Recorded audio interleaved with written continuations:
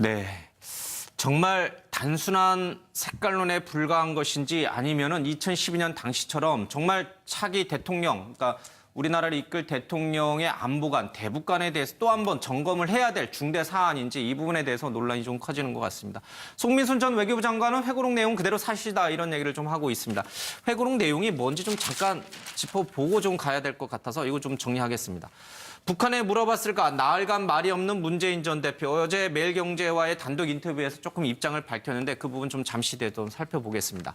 그럼 도대체요 무슨 일이 있었는지 좀 가보도록 하겠습니다. 2007년 11월 16일, 18일, 20일 세 날짜가 핵심적인 날짜가 되는데요. 언제 이 북한 유엔 인권 결의안에 대해서 기권 결정이 내려지는 그 시점을 놓고선 여러 가지 공방들이 좀 오가고 있는데 좀 보겠습니다. 11월 16일 날 대통령 주재 회의에서요. 이재정 전 통일부 장관은 이날 바로 기권이 결정이 됐기 때문에 18일 날 북한에게 의견을 물어보자고 하는 것은 있을 수 없는 일이다 이렇게 주장을 하고 있습니다. 그런데요. 송민순 전 장관은 회고록에서 11월 20일 날 싱가포르 순방 도중 대통령 숙소에서 이 기권이 최종 결정됐다라고 얘기를 하고 있습니다. 송민순 전 장관의 말이 맞다면은 이날 11월 18일 날 회의를 주재했던 문재인 전 대표는 북한 쪽의 의견을 물어본 것으로 확인이 되기 때문에 새누리당 주장이 맞고요. 지금 이재정 전 통일부 장관이라든지 문재인 전 대표 측의 주장대로 11월 16일 날 기권 결정이 내려졌다고 하면은 송민순 전 장관이 주장하는 11월 18일 날 회의 때 문 전 대표가 기권을 물어보자라고 했던 것은 사실이 아닌 것으로 좀 됩니다. 좀 복잡하긴 한데 뭐 그냥 좀 심플해요. 그렇죠? 언제 문재인 전 대표가 이 기권 결정을 했는지 대통령이 결정한 거긴 합니다만 기권 결정이 언제 내려졌는지 그리고 정말 북한에 우리가 기권할지 말지를 물어봤는지 그 시점만 좀 팩트만 확인해 보면 되는데 문재인 전 대표는 기억이 나지 않는다라고 얘기하고 있어요. 그래서 제가 볼 때는 거기 보면 송민순 전 장관은 노무현 참여정부의 외교부 장관이었고요. 예. 그리고 지금 물어보고라는 표현이 나오지 않습니까? 이게 물어봤다라는 건 협상을 했다는 소리가 아니라 그야말로 상대방에게 그 확인을 해가지고 그 처분에 따라서 움직였다라는 식의 그 해석이 가능한 거고요.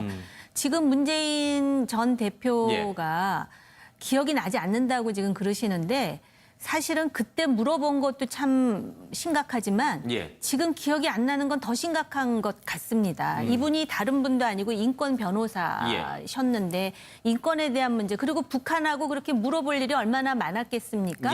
근데 그걸 기억을 못하는 거는요. 또 이제 앞으로 국가 지도자가 되시겠다고 이제 나서실 분인데 이런 중요한 사안에 대해서 기억을 못한다면 그것도 상당히 심각한 문제가 아닌가 이런 생각이 들고요. 그다음에 제가 아까 분명히 말씀드렸습니다.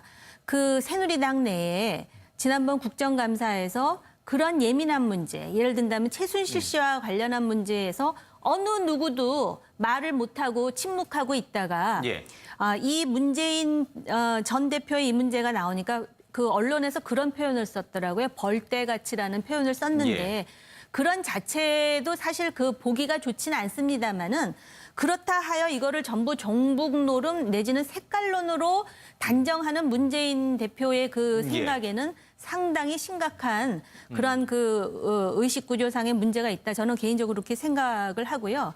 거기 내용을 보면 탈레반 샘물교회 테러단 얘기도 나오지만 또 무슨 얘기가 나오냐면은 남북 정상회담 할 때 14선언의 내용 중에 그 3자 또는 4자가 종전을 위한 뭐 협상을 해갖고 뭐 이런 얘기가 나오는데 송민순 전 장관의 주장에 따르면 3자 또는 4자라고 내용에다 쓰게 되면 자칫하면 정말 종전 협상을 할 때 우리 대한민국이 빠질 수가 있으니 직접 당사자로 하자라고 건의했는데 그 당시 문재인 비서실장이 이거는 북한의 협상 대표에게 김정일이 직접 지시한 사항이라 바꿀 수가 없다는 취지로 했다라는 게 지금 언론 보도상에 나오거든요. 이것도 굉장히 심각한 문제죠. 그러니까 이거는 지금 종북이냐 색깔이냐 또는 진영 노름을 떠나서 지금 북한이라는 존재가 우리한테 주는 함의를 생각해 볼 때 국가의 대통령이 되실 분인데 협상을 했다면 오히려 지금 인권에 대해서 국제사회가 이렇게 심각하니 니들 인권을 개선하라 이렇게 얘기했다면 이게 협상이죠. 근데 니들 생각은 어때? 그렇게 하면 남북 관계 굉장히 나빠질 수 있어. 그랬으니까 알았어 하고 그냥 했다라는 식의 얘기가 나오니까 이걸 심각하게 받아들이는 게 맞지. 이걸 자꾸 진영 논리로 예. 몰아가는 거는 옳지 문재인 않다. 예. 대표답지 못한 이야기입니다. 송민순 전 장관이 이런 얘기를 했습니다. 문재인 전 대표가 11월 18일 날 기권회의를 주재했다. 참석자들은 다 안다라고 얘기했고 자신의 주장은 기억에 의존한 것이 아니라 메모지에 의존한 것이다라는 얘기를 하고 있습니다. 11월 18일 날 아마 회의 주제 내용을 송민순 전 장관은 메모지 형태로 갖고 있는 모양입니다. 그게 만약에 제출이 된다면 그렇죠? 좀 더 사실 여부를 가리는데 확실해지지 않을까요? 제출하지는 않을 걸로 예. 보는데 사실은 지금 계속 뭐 공개를 한다든지 언론에. 그렇죠. 예. 있던 같은 사람들이 지금 다 말이 달라지고 있고 예. 뭐 김만복 전 국정원장 같은 경우는 고발까지 지금 얘기하고 있는 그런 상황이거든요. 예. 만약 계속적으로 이렇게 진위 공방으로 간다 그러면 예. 글을 썼던 손 전 장관 입장에서는 공개도 가능한 상황이라고 봅니다. 예. 메모라는 게 사실은 가장 정확하다고 봐야 돼요. 왜냐하면 그 자리에서 직접 자필로 적은 거고 또 그 전후 사정을 메모했던 걸 본다면 실제로 이 메모의 진위성을 확인할 수 있기 때문에 예. 지금 본인이 아마 가장 말한 거예요. 그대로 책 보세요. 그대로 뭐 히브리어가 아니고 한국말입니다. 예. 그대로 그 말을 한 것 자체가 맞다라는 뜻이고 뭔가 근거가 있다라는 거거든요. 예. 만약 더 진위 공방으로 가버리면 송 장관 입장에서는 뭐 더 어떤 증거라든지 낼 가능성이 있다는 생각이 좀 듭니다. 예. 자, 송민순 전 장관, 남북 정상회담 추진도 외교장관이 자신은 몰랐다라고 주장을 하고 있습니다. 다시 한번요, 2007년 남북 정상회담, 그러니까 10월 달에 열리고 11월 달에 바로 이 회의가 이제 기권 유엔 대북 결의안, 인권 대북 결의안 기권 결정이 내려졌는데 딱 한 달 만입니다. 한 달 만에 이뤄졌던 일들이 다시 한번 이번 대선의 핵심 쟁점으로 떠올 것 같습니다. 마치 2012년 대선을 보는 것 같은데 2012년 대선 당시에 박근혜 당시 후보 또 문재인 당시 후보 간에 주고받았던 얘기 좀 들어보겠습니다. 지금 북한이 핵무기 운반 수단인 장거리 미사일을 발사해서 세계가 우려하고 있습니다. 민주당과 문재인 후보는 현 정부의 안보 무능이라고 비판을 하면서 그 책임이 저한테도 있다고 떠넘기고 있습니다. 국가 간과 나라를 지키려는 의지를 확인하려면 현재 문제가 되고 있는 남북 정상회담 시의 NLL 발언을 확인하면 됩니다. 그런데 민주당 문재인 후보는 남북 정상회담록 공개를 거부하고 있습니다. 또 지금 남은 것이 무엇입니까? NLL 회의록, 그렇죠? 제가 그 회의록 최종적으로 감수하고 그것을 정부 보존 기록으로 남겨두고 놓은 사람입니다. 제가 그 회의록 속에 노무현 대통령이 NLL을 포기한다거나 다시 NLL을 주장하지 않는다거나 그런 언급이 있다면 제가 책임지겠다고 진작에 제가 공언했죠. 언론에서도 말한 단독회담 자리에서 노무현 대통령께서는 남측은 앞으로 NLL 주장을 하지 않을 것이라는 발언을 하셨다는 것은 사실입니다. 당시 두 정상의 대화는 북한 측에서 녹음을 하였고 이 녹취와 우리 쪽 기록을 토대로 대화록이 만들어졌습니다. 제가 국감장에서 밝힌 내용들은 이 대화록에 들어있는 것이 사실입니다. 이것에 본인의 정치 생명을 걸겠습니다.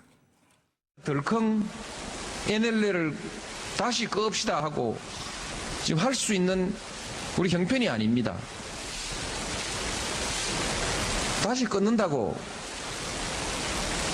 우리나라에 뭐 큰일이 나고 당장 안보가 위태로워지는 것은 아니지만 우리 국민들이 북쪽에 대한 정서가 아직 양보하는 것은 용납할 수 없는 정서를 가지고 있습니다.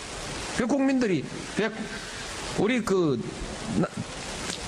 통일정책, 평화번영 정책은 국민과 함께 한다고 약속을 했는데 제 혼자만 가서 덜렁 합의를 해버리면 되겠습니까? 국민들이 받아들이기 어려운 것은 합의 못하는 것이죠. 어쨌든 NLL 안 건드리고 왔습니다. 네, 2007년 10월에 있었던 남북 정상회담에서 노무현 전 대통령이 북방한계선 NLL을 포기하는 발언을 했느냐, 그런 논란이 지금은 당시에 이 한 달 뒤에 있었던 유엔 대북결의안에서 문재인 전 대표 당시 비서실장이 이 민감한 사안에 대해서 북한의 의견을 물어보고 기권 결정을 했느냐, 우리의 주권을 포기했느냐, 이게 마치 진짜 데자뷰가 되는 것처럼 연결이 됩니다. 다시 2007년으로 돌아간 것 같아요. 2012년으로 돌아간 것 같아요. 예. 이제 그럼에도 불구하고 그때하고는 상황이 다르다는 거죠. 2007년, 2012년하고 지금 다르다. 2012년에 NLL 예. 그 발언이 논란이 됐을 당시에 그때는 대선 직전이었습니다. 아주 임박한 시점. 예. 그런데 지금은 1년이나 남은 시점, 1년이 더 남은 시점이라는 거죠. 자, 이것은 무엇을 의미하느냐 하면 문재인 전 대표에게 충분한 시간이 있다라는 거고요. 예. 제가 보기에는 문재인 전 대표가 이번 송민순 전 장관의 예. 그 회고록이 공개되고 난 이후 첫 반응과 예. 이 최근의 반응이 바뀐 부분을 우리가 눈여겨봐야 된다 이렇게 생각합니다. 첫 반응은 뭐였냐면 북한하고 이 대화로 인권 문제도 풀어보려고 하는 그런 그 관점에서 한 얘기다라고 이 얘기를 했어요. 그러니까 본인이 그런 기권을 했다라고 하는 것을 주장을 했다라고 하는 것을 인정하는 발언을 했는데 최근의 발언을 보게 되면 기억이 나지 않는다. 기억나는 사람들에게 물어봐라. 기억나는 사람들의 얘기는 문재인 전 대표가 처음에는 찬성을 했었다. 이거 아니에요. 예. 자, 제가 보기에는 지금 문재인 전 대표 쪽에서 이 사안을 이제 전략적인 관점에서 접근을 하기 시작한 것 같고 위기를 기회로 바꿔야 되겠다라는 생각을 한 거 아닌가. 다시 얘기해서 이 종북 몰이를 하고 있다라는 쪽으로 해서 반격을 하면서 치고 나가는 방향으로. 자, 그래서 이걸 통해서 기대할 지금 그쪽에서 그러니까 문재인 전 대표 쪽에서 기대하는 것은 진보 세력을 문재인 전 대표 밑으로 결집시키는데 일단 이것을 최대한 활용하는 방향으로 생각이 지금 바뀐 것 같다. 자, 그런데 진실은 뭐냐?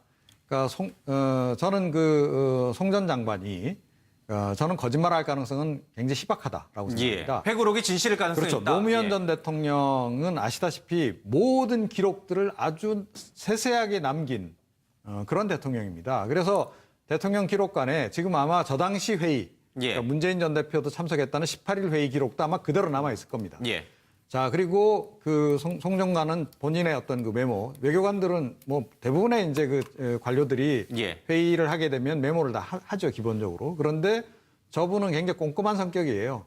그리고 좀 고지식한 그런 성격이지 정치적으로 이걸 활용하기 위해서 하는 그런 성격의 인물이 아닙니다. 그래서 그렇기 때문에 그런 아주 본인의 어떤 그 꼼꼼한 기록에 의거해서 했을 가능성이 높고 그리고 지금 공개할 수는 없으나 그 청와대 그 회의록 관련 자료도 본인이 가지고 있을 가능성이 굉장히 높다고 저는 생각을 해요.